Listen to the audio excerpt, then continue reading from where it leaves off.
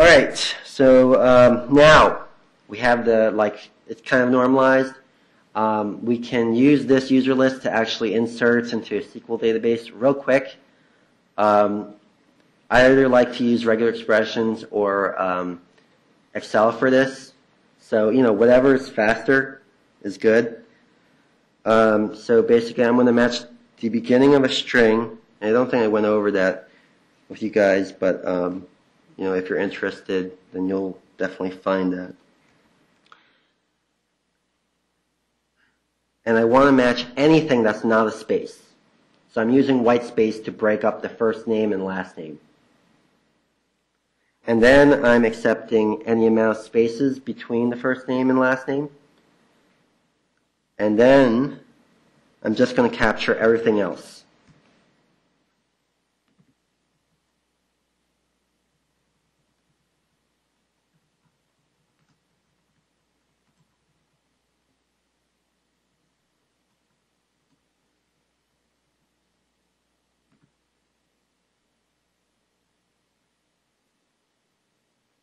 Okay, so, that's something I use regular expressions for.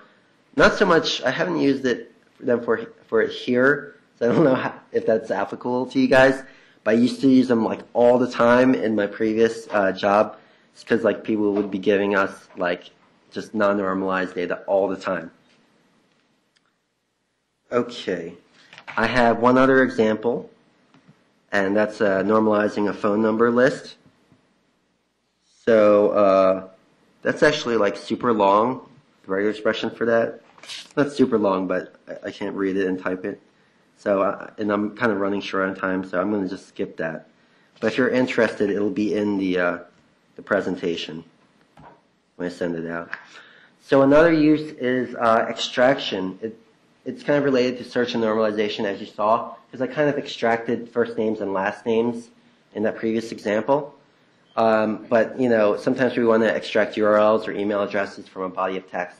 For example, lots of blogs, if you just put in, a URL, it will automatically convert that to a link when it's displayed to the user.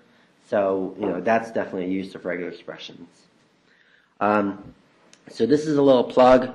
I work on this really simple Firefox extension called CiteThis, and basically, so you go to a website, right, and you're doing some research, and you want the citation for it. You can click this little thing, and it'll generate the citation for you.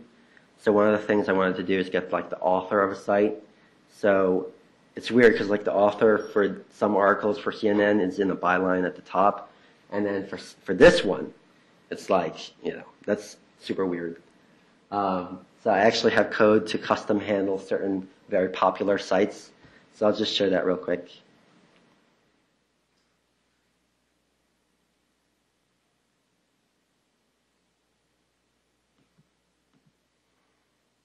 Okay, so this is a kind of a namespace that handles CNN.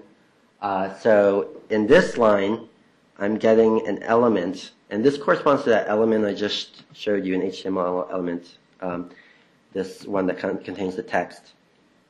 And if that element exists, then I search for CNN's contributed.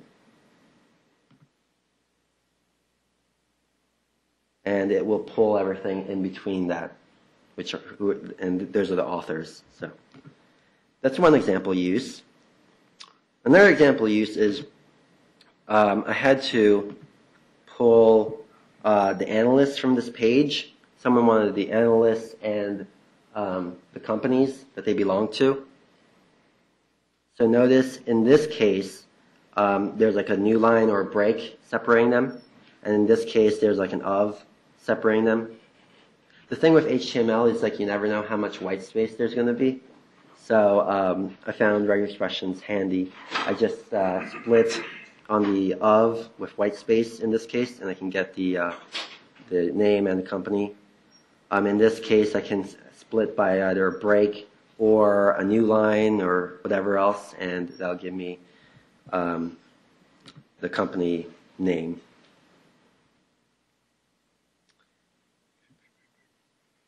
Another use is validation. So That's kind of obvious when we're filling out HTML forms and people want to prevent users from entering certain stuff. We can validate against that. What I really want to talk about here is like casting versus string matching. So let's say you want a date. Do you want to use a regular expression to validate that? You might instead want to cast the date as like a JavaScript date object, and just validate that way.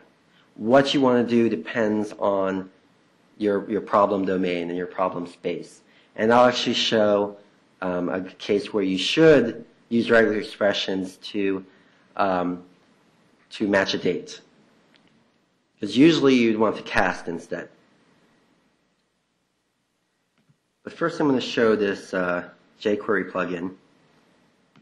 And what it does is it only allows the user to input certain stuff. I'm typing away on this keyboard and it won't let me do stuff, right? It only accepts numbers, and it corresponds to this mask here. So this guy uses regular expressions to handle that. Another big use in this space is stripping HTML. The JavaScript library prototype, which some of you may be familiar with, uses this particular regular expression to strip tags. So that's another common use. So having said all this, when do you avoid using regular expressions? Well, a lot of people will use them to parse HTML. That's probably, we can forgive it if it's a one-off case, but there's actually solutions to parse HTML, including DOM and XPath. Also, when the performance is really critical, you might try to really formulate your solution as a set of string matches rather than a regular expression, because regular expression matching can be CPU intensive. If you think back to the finite state machines that I showed earlier, you can imagine with a very complex expression, there's a lot of processing that has to happen as compared to a regular string matching. Also, stateful processing. Part of the definition of a regular expression is that the language you're matching is regular. I'm not going to go into that, but it's not really designed to match sort of like things that require state. So if you were to ask me to match a string that contains an odd number of A's, difficult with basic regular expressions. Difficult. Yeah. And some text file processing.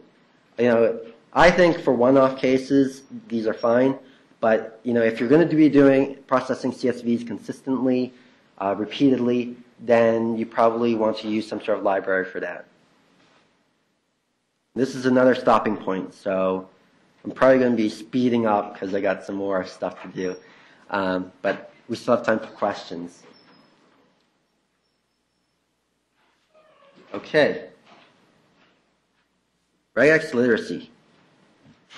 So why should you be able to read regexes when you can just go on the website and just get the regex for something and use it? Well, I'll show you why. So how do you read a regex that's really complicated? It's kind of the same as Please Excuse My Dear Aunt Sally, which most of us learn to solve mathematical equations like this. So you have to decompose and group